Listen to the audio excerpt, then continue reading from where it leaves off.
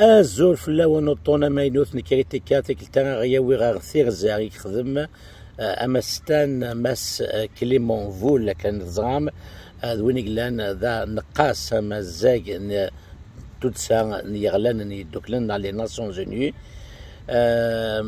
يروح ثموث 16 26 شطنبر وكيني غادي يزر اللي حلاني زرفان ومذان دي ثموث من الجزائر تيرزايا كينس يفرض تاكي غاينس تاكي تغامسا عندها كان يسفهم داك ودا شو إيكوالا دا شو تكليوين دا شو تنوذ ما وندا كيدي صغار ايدي مسلايين غاف تمثال تاكي زرفان ومذان ذي ثموث شكيا ادناوين انك كمال اماريا تصل الطفنش تاكي سينير كمال اماري الزول في الله الزول الرشيد الزول كان تتولد كمال كي تسمى ماس كليمون فول واحد الجزائر في 1966 c'est le rapporteur spécial des Nations Unies sur les droits à la liberté de réunion pacifique et à la liberté d'association. مسبتي ديني سقبالي تنقسم الزاج نيغلان دوكلن غافي زرفان تللين ومليلين سود من تلويث تللين اسدوكلان ماس كليمون فول ويفنا كمان عندي نض تشيني دا شفتنا كي تنقرا من زاويين نسبت نشوفها تقول قيس لو رابور اما الزاج سبيسيال كاين تودسا لونو غافين يشدني كافي زرفان تللين لا دغار ثمليلين نتمليلين على ليبرتي دو لونيون باسيفيك مازال دينا فرانسيس كمال سقسياكي quels sont les points essentiels à relever du rapporteur spécial onusien sur les droits à la liberté de réunion pacifique et la liberté collective aux libertés collectives et d'association de façon générale. Alors Rachid Tizouara يزمد ديبي اليوم باللي selon le rapporteur spécial cette visite elle était sur demande du pouvoir algérien. Alors la question qui se pose, pourquoi? Normalement cette visite devrait se faire déjà il y a des années déjà, mais le pouvoir algérien reporte à chaque fois pour gagner du temps parce que Zaran Belli, il y a des pressions au niveau international par rapport aux atteintes aux droits de l'homme. Alors donc lorsqu'on lit le rapport, on va comprendre Belli le mandat du Conseil des droits de l'homme au niveau des Nations Unies. Donc ils ont envoyé cet envoyé spécial. يوكن أديازر الحالة نزرفان ومدن mais plus spécialement par rapport au droit à la liberté de réunion pacifique et à la liberté d'association. Donc il a fait un certain nombre d'observations, il a émis aussi des points de vue, des hypothèses de travail, mais en même temps il a fait des recommandations pour assurer, on peut dire, la promotion et la protection des droits de l'homme, les droits à la liberté de réunion pacifique et d'association. C'est d'évaluer justement la mise en œuvre de ces droits-là, parce qu'il y a eu des recommandations déjà. À chaque fois, on interpellait l'Algérie par rapport aux atteintes aux droits de l'homme. Donc, pour évaluer la situation, identifier les défis et les pratiques prometteuses. Donc, il a émis, donc à la fin de son rapport, il a formulé des recommandations par rapport aux mesures à prendre pour se conformer aux normes internationales relatives aux droits de l'homme. Donc, خاطر أين الطرونج الجزائر ثورة الحوايج نيلان فغنت جزرفان مثلا les droits et des textes au niveau international. Donc il a soulevé aussi le contexte, c'est dans le cadre des réformes justement législatives soi-disant du pouvoir algérien. Ni à chaque fois où il se pose des questions sur les atteintes aux droits de l'homme, on est dans une période de transition et ils ont 44 projets de loi en cours d'élaboration. Ça veut dire qu'ils se posent des questions. Est-ce que les lois vont donner plus de liberté, ils vont fermer par rapport à ce qui se passe actuellement? Et d'ailleurs, justement, le rapport avec le pouvoir algérien, chaque fois, il offre les prétextes de dire voilà, les années 90, le terrorisme, donc il fallait fermer, il fallait contrôler plus de contrôle de la société. Alors on se pose la question, les lois est-ce que نغتي ذاك ندمنع أجدود الجزائر يوكن أديك في الرئيس والديناغ يوكن il va instaurer une société démocratique. Donc, et en même temps, donc pour rendre la législation conforme aux normes internationales, l'observateur Oueddi Hussein, le rapporteur avec c'est de dire que les lois doivent se conformer aux lois internationales, aux normes internationales. Il y a la primauté des traités sur des lois. Ça veut dire qu'il y a pas mal de traités la relation avec les droits de l'homme et par rapport aux droits internationaux, mais ils ne les appliquent pas malheureusement. Donc, le pouvoir à chaque fois, qu'est-ce qu'il répondait? Voilà, il fait des efforts pour renforcer, soi-disant, la démocratie et répondre aux aspirations de l'insurrection de février 2019. Donc, dans le rapport, plus le rapporteur, il parle plus de Hirak et en même temps, il a parlé justement de la constitutionnalisation du Hirak, parce que la constitution de Zaïre, le Hirak, c'est comme s'il fait partie d'un élément dans la constitution. Mais le Hirak, le clan actuel au pouvoir, et non pas le mouvement réellement au fond est plus de démocratie, plus de liberté et il a souligné aussi une attention particulière. Il a quelque chose d'urgent, c'est la situation justement actuelle et les restrictions légales et poursuites contre les individus, des associations. Et selon ce qu'il a recueilli auprès des personnes, des organisations, jusqu'à 200, près de 200 ou plus de 200 personnes en prison. Mais le ministère de la Justice, d'ailleurs, il y a moins, alors qu'ils nous disent quel est le véritable chiffre des personnes justement emprisonnées à cause de leurs publications dans les réseaux sociaux ou manifestations ou autres expressions. Alors, donc, vraiment, qu'est-ce qui m'a interpellé? C'est un groupe de personnes, d'associations ou d'individus rencontrés de la société civile à travers le message à travers ce rapporteur Hussein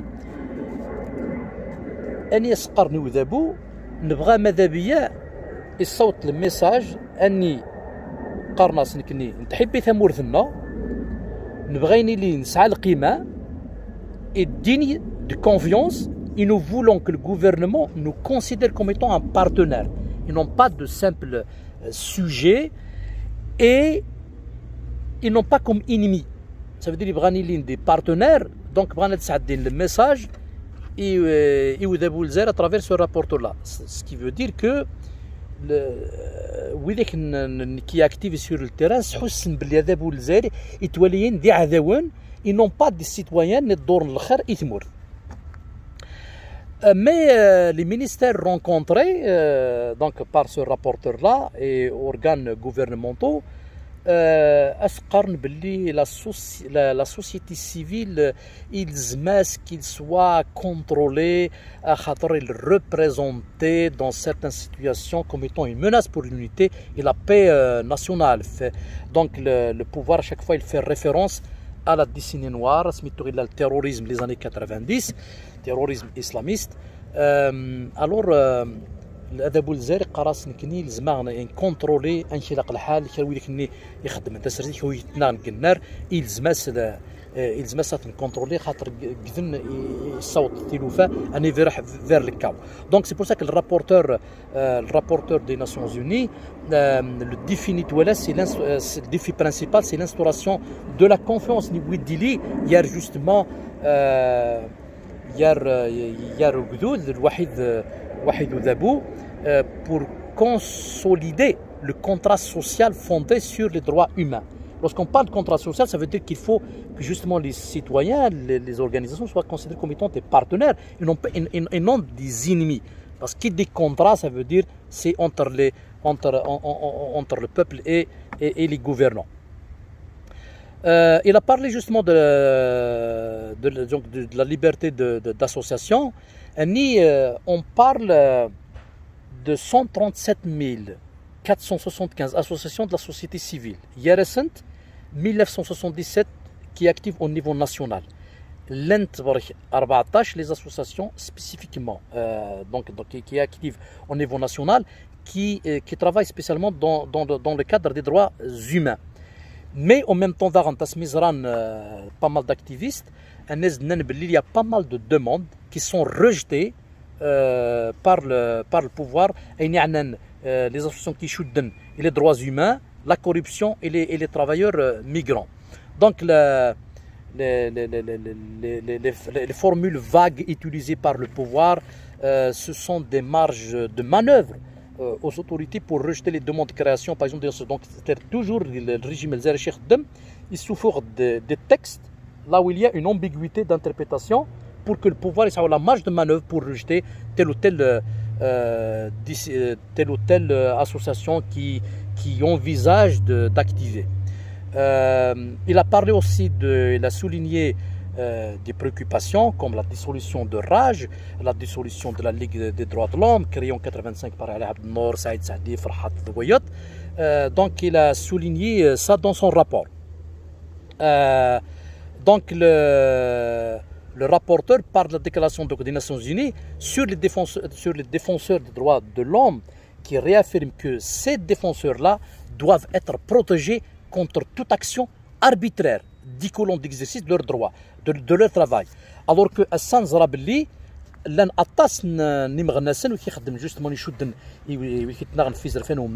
sont exilés, ils sont à l'extérieur, poussés à l'exil, parce que justement, ils soulevaient des questions profondes par rapport à la défense des droits humains. Et je veux dire, les partis politiques, il y a justement les lois de, soi-disant, une nouvelle loi par rapport à la création des partis politiques. Il a parlé, soi-disant, des réformes pour harmoniser, soi-disant, la législation nationale avec la Constitution, plus les normes internationales. Il a parlé aussi dans le rapport des associations affiliées à l'église protestante, parce qu'ils ont parlé de ça, parce que la Kabylie, il y a pas mal de fermetures par rapport à ces associations-là, qui ne sont pas musulmans. Donc, ou même temps, soi-disant, le pouvoir algérien, en dialogue, les associations, soi-disant, ils vont les autoriser, mais ça reste qu'un discours. Il a parlé aussi d'autres associations. Soi-disant, l'Algérie, bon, il est un pays qui est diversifié sur un plan culturel. Soi-disant, il est reconnu en tant que national et officiel, mais le rapporteur ne peut pas comprendre les enjeux du pouvoir, de manipulation, alors que c'est une reconnaissance factice, formelle, alors que dans la réalité, Tamazigh n'est pas une langue officielle. Justement, il a parlé des menaces à l'unité nationale et à la sécurité, en particulier en Kabylie, parce qu'il a soulevé la question du MAC. Et il a soulevé aussi la problématique de l'article 87 bis du code pénal. C'est une forme de criminalisation de l'action politique, parce que c'est comme si le rapporteur il a compris le texte est ambigu, n'est pas bien précis pour pouvoir l'interpréter à sa manière et de mettre pas mal de militants en prison. Et en même temps, justement, pendant le mouvement de février 2019,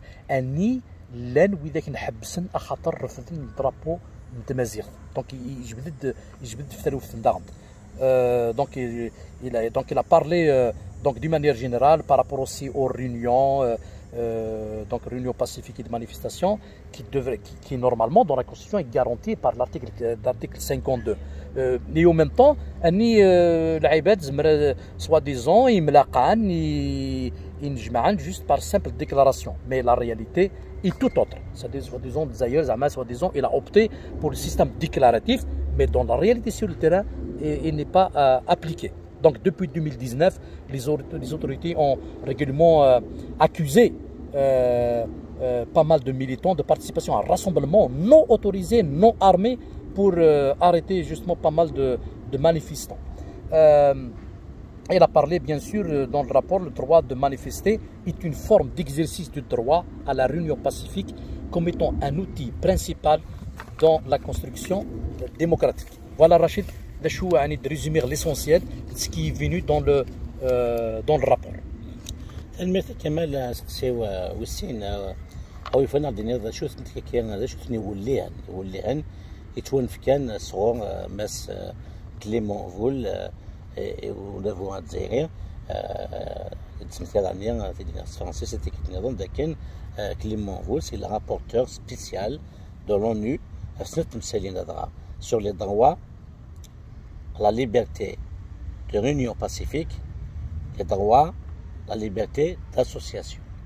Et nous avons Kamal, lequel aurait atteint même mécaniquement après le RCD, Athman Mazouzi, on lui a interdit de tenir son université d'été pour la deuxième fois. Elle a été remportée déjà. On lui a interdit, il a remporté un des Batna ou si j'ai la réunion INES. Donc c'est comme si tu auras un genre de choses. Quelles sont les recommandations qui ont été formulées, faites au pouvoir algérien par Clément Voul.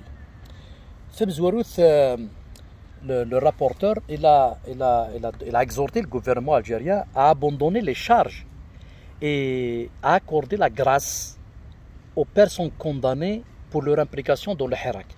Moi, la question que je me pose, il a précisé juste la libération du Hirak, alors qu'il y a d'autres militants qui ont des opinions différentes, qui ne s'inscrivent pas dans le Hirak, qui sont en prison. Est-ce que ça veut dire que c'est une concession qui a été faite par ce rapporteur pour ne pas soulever, par exemple, la question des militants indépendantistes, etc. Est-ce que ce n'est pas une concession qui a été faite pour ne pas, on peut dire, brusquer le pouvoir en évoquant la question, par exemple, des militants, par exemple, indépendantistes. Parce qu'il a précisé la libération, où on peut dire qu'ils s'inscrivent dans la dynamique du Hirak. Le rapporteur ne peut pas voir tout, mais on pourrait comprendre que, quand même, il a compris que le régime algérien n'applique pas sur le terrain ce qui est écrit dans le texte, qui devrait être une protection pour tout activiste. Dans le rapport, je n'ai pas vu aucune preuve que l'ouverture de l'espace civique puisse entraîner le chaos à travers le Hirak ou à travers d'autres acteurs, justement, d'après ce qu'il a vu, ce qu'il a rencontré comme activiste. Il n'est sous le soi-disant la justification du pouvoir, le prétexte plus d'ouverture pourrait amener la situation vers une situation chaotique. Donc, le rapporteur doute des prétextes avancés par le régime. En même temps, les recommandations d'Antachid Dina, il doit y avoir la primauté des traités sur la loi. Ça veut dire qu'il y a des traités au niveau international. C'est la primauté, ça veut dire que Tamour souffre le Kawanin ou les Kawanin sont en contradiction avec des traités au niveau international. Ça veut dire que le Kawanin souffre, il ne faut pas être défendre contre les Arfans, il ne faut pas être défendre contre les Arfans, Ani Yaliwan, Izmer, Adik Farraye, Sadiani, Ioudzabou, je ne suis pas d'accord, mais de manière pacifique. C'est là le problème qui se pose, c'est qu'entre le discours, entre les textes et la réalité, il y a un grand clivage. C'est pour ça que d'une manière générale, entre les intentions et l'attitude et le comportement, il y a un grand décalage malheureusement chez le pouvoir algérien. Alors, le rapporteur, il n'est de demander, le gouvernement algérien, il voit qu'il y a des copies de projets de loi, soi-disant, soi-disant pour garantir plus de liberté, etc., qui va s'inspirer de la nouvelle, soi-disant, constitution qui garantit tous les droits. N'est-ce pas demander des copies de projets de loi, je vais apporter mon expertise, l'assistance technique au gouvernement algérien pour garantir que ces lois ne souffrent. Parce que d'après le rapporteur, le gouvernement, ça a 44 projets de loi. Ça veut dire, dans la même dynamique de fermeture, ça veut dire que le peuple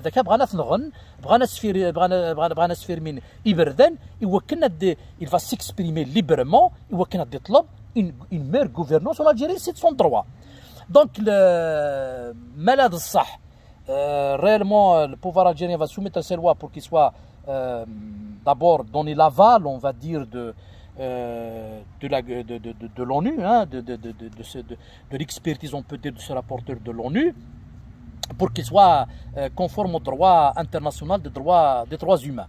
Et en même temps, bien sûr, il a dit qu'il faut créer justement des conditions pour permettre la création d'un espace public. Il faut que les voix critiques s'expriment parce qu'ils représentaient un point important dans l'amélioration de la gouvernance et l'élaboration des politiques pour renforcer la démocratie. Il ne peut pas y avoir de démocratie si on va fermer le champ d'expression, les médias, il n'y a que les médias qui sont avec le pouvoir qui ont le droit d'exister, les partis politiques justement, la voix du pouvoir qui ont le droit d'exister, ça veut dire que c'est le parti unique multiple. Ça veut dire que c'est comme si on est dans une démocratie de façade. Et pratiquer quoi la politique de deux poids, deux mesures? Le FFS, le 60, enfin l'anniversaire l'URCD lui a interdit de tenir l'université d'État. Mais parce qu'Arachid, justement, le régime algérien ne tolère pas toute voix discordante, toute personnalité qui est indépendante, qui propose une voie nouvelle, un autre mode de gouvernance en Algérie, il est combattu. Et s'il continue comme ça, on va aller vers une explosion systématique. Pourquoi? Parce qu'il y a une règle simple. Toute incommunicabilité engendre la violence. C'est une règle logique. La violence engendre la violence. La violence engendre la violence lorsqu'on ferme les champs de communication entre les citoyens et les gouvernants. Ça veut dire qu'il y aura une accumulation de frustration. Il peut s'exprimer d'une manière violente. Ça, c'est des logiques historiques. Si le pouvoir n'a pas compris, c'est qu'il sera responsable du cas où justement que cette fermeture pourrait engendrer. Dérapage. Des dérapages, oui. Alors, donc l'une des recommandations, c'est justement de créer cet espace démocratique, on va dire. Protection justement de droit à la liberté de réunion pacifique et d'association, que le rapporteur considère comme étant la pierre angulaire de la démocratie. Et bien sûr, ce droit-là doit être donné à toute la population, et non pas juste pour les organisations, et quelle que soit leur opinion politique. Donc l'ouverture de l'espace civique s'impose pour créer ce climat-là de dialogue entre les différents partenaires au bénéfice des Algériens. Donc les autorités, qu'est-ce qu'elles répondent? Ils parlent toujours de menaces, de chaos, de terrorisme, tout ça comme prétexte pour justifier pourquoi le pouvoir algérien ferme le champ. Donc les recommandations, l'une des priorités justement, c'est de permettre de faire des lois qui va permettre au peuple algérien de s'exprimer de manière démocratique. Donc la population, donc le constat actuellement, le rapporteur affirme clairement que la population algérienne est toujours soumise aux lois de la Constitution 2020. 3 ans après, rien n'a été mis en œuvre pour pouvoir libérer le champ, alors qu'il doit y avoir une traduction sur le terrain par rapport à des lois. 3 ans après, pour le rapporteur, 3 ans, c'est un délai qui n'est pas raisonnable. Alors qu'on disait que il fallait traduire ça dans un délai raisonnable, alors qu'on sait qu'actuellement, il y a toute une fermeture, il y a l'instauration d'un renforcement.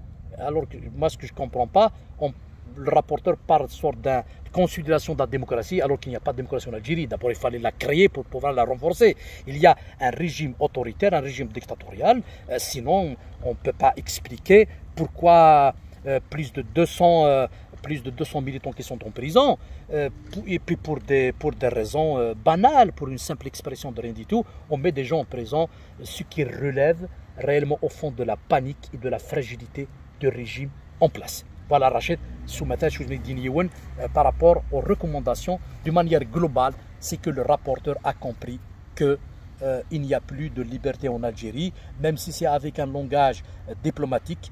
et il ne veut pas y aller jusqu'à dire que le régime algérien est autoritaire et non démocratique ou dictatorial. Il ne l'a pas dit d'une manière directe, mais il l'a exprimé autrement. قبل أضع تسيون جيرو كمال جرى ثم لكن هذا هو الجزائري أما كان يروح يولاه النقاص كاين على الرابورتور كاين لونو هذه الزركين كان مضواق ممكن كان يديرن ثلاثة في قايث الجزائر هكذا ونزغ ذاك تم تزيوزوت مثل القبائل أم في قايث دايور تنطغطس سي الحاجات أكيد لنا في الزنفان نومذان comment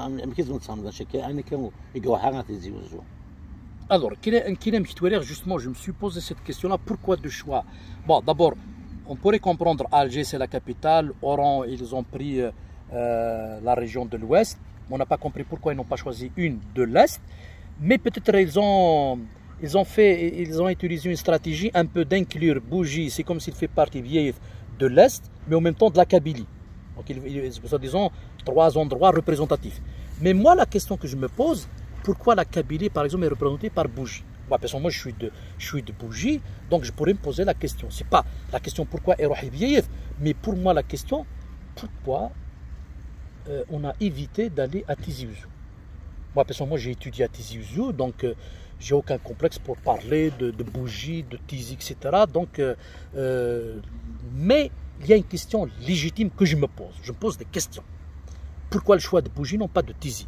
Moi, personnellement, étant donné, c'est un rapporteur des droits humains, des droits de l'homme, est-ce qu'on ne veut pas cacher? Moi, je me pose des questions, je n'ai pas de vérité absolue, mais tout le monde pourrait se poser la question, est-ce que ce n'est pas arraché pour cacher, dissimuler un étrangleur parce que on a fait condamner des gens à mort. Alors que lorsqu'on est militant des droits de l'homme, on ne peut pas cautionner la condamnation à mort. Alors, moi, je me pose des questions. Est-ce que ce n'est pas pour cacher au rapporteur un étrangleur parce que خاطر زمر نروحنا الديازر نروح الى 34 surtout un étrange justement جمال بن اسماعيل فتن il y a des questionnements. Moi, personnellement, j'ai entendu des avocats se poser des questions sur l'équité, sur la question éthique de ce procès-là, de la justice de ce procès-là. Alors, c'est une question que je me pose et tout le monde pourrait se poser. Pourquoi le choix de Bougie et non de Tizi? Moi, personnellement, l'hypothèse la plus plausible que je pourrais formuler, c'est par rapport, à mon avis, et le procès avec les condamnations à mort, près d'une cinquantaine ou je ne sais pas de condamnations. Et là, ça pose quand même des questions parce qu'on a une responsabilité quand même, nous, autant que médias, on a quand même une responsabilité par rapport à ces condamnations-là. Elles ne sont pas justifiées et on revendique à ce qu'il y ait un procès équitable, juste, de délimiter les véritables responsables de cette tragédie. كلمة كمال شكاية وين زرسي وانجارو اكن نخدم ديال كل تويفنا دينا دا شوت ني المذن نزمر اد نسوفر نقي سكين غافوا ميكيل دولا قرار ادفد ثمتسين ثم يدات مازما تدير فرانسيس وسكسيكي quels sont les enseignements à tirer de ce rapport sur les principes primordiaux pour construire une société démocratique? Ici, je me pose la question, le fait que le pouvoir algérien qui a demandé cette visite-là, reportée de plusieurs années déjà, parce que le pouvoir algérien veut perdre du temps. À mon avis, la première hypothèse que je me pose, pourquoi c'est le pouvoir algérien qui a formulé cette demande-là de visite? Un, le fait qu'il est éjecté du BRICS parce qu'il a voulu chercher la protection, le protectorat des Russes, le fait qu'il commence à douter on peut dire, de cette protection-là des Russes. Il a voulu un petit peu se racheter et s'ouvrir, soi-disant, parce que le pouvoir algérien, il cherche toujours à rester dans cette zone grise, des pays des zones grises. Ça veut dire qu'ils sont classés ni véritablement démocratiques, ni véritablement dictatoriaux. Donc l'Algérie cherche toujours à rester au milieu dans cette zone grise. Donc il fait appel, soi-disant, à des observateurs internationaux pour dire voilà, on va améliorer les conditions des droits humains, on va essayer de s'ouvrir, on va donner une certaine liberté au pouvoir algérien, au peuple algérien, qu'on a des projets de loi pour se conformer à la Constitution et aux normes internationales. Alors que aux normes internationales, on se pose des questions. Tout ce qui a été ratifié par l'Algérie réellement au fond, est-ce qu'ils sont appliqués sur le terrain? Non, ça c'est une vérité. Donc c'est une question qui est posée. En même temps, ce qu'il fallait tirer comme aussi conclusion, je pourrais comprendre toujours le pouvoir, il est dans la ruse. Il est dans la ruse. Le fait que c'est lui qui a choisi de faire venir cette commission-là, on peut dire, ou ce rapporteur ou son équipe, c'est pour justement essayer d'un petit peu de sortir de cette pression-là. Parce qu'on a compris qu'il y a la pression des États-Unis. Il y a la pression des États-Unis qui est à l'ombre de cette commission-là, de ce rapport-là. Ça veut dire le pouvoir algérien parce qu'ils arabes اللي تطفن أين عنان إزرفان ومدان هتستخدمن comme étant une carte. Donc c'est le point faible du pouvoir algérien et c'est pour ça qu'il veut soi-disant soigner son image à l'extérieur. Et d'ailleurs le rapporteur justement a demandé et a rappelé à l'ordre le pouvoir algérien à ce que l'article 87 bis du code pénal soit annulé. Pourquoi? Parce que la loi elle est ambiguë. C'est-à-dire qu'il y a l'article 87 bis. L'ambiguïté sert le régime pour pouvoir emprisonner toute personne qui ne va pas dans la ligne politique du régime en place. Donc c'est pour ça que les recommandations, il faut qu'il y ait des lois, qu'il y a plus de démocratie et plus d'ouverture et de les appliquer sur le terrain et non pas juste les mettre dans les textes. Et dans la réalité, on voit l'emprisonnement, la répression, l'empêchement du peuple algérien de s'exprimer d'une manière pacifique et démocratique. Voilà Rachid, on espère bien que les recommandations soient appliquées, mais personnellement je doute, vu la ruse du régime, il fallait plus de pression sur le pouvoir algérien. Réellement les recommandations de ce rapporteur ou de cette commission-là va être réellement effectives sur le terrain. لكن سلام كمال كيد نسان تجاران تسيتكين نفكار المند نقاس أكي مزاج نتودسا نيغلان دوكلين غافين كويش دونا غافي الزرفان نتمليلي سوذم نتلويت أكذا الزرفان نت للي أسدوكلان عن مقارن لا ليبرتي داسوسياسيون إسيا أنملي دوطون النظام كريتيكا وندينا قيمة دي تلويت.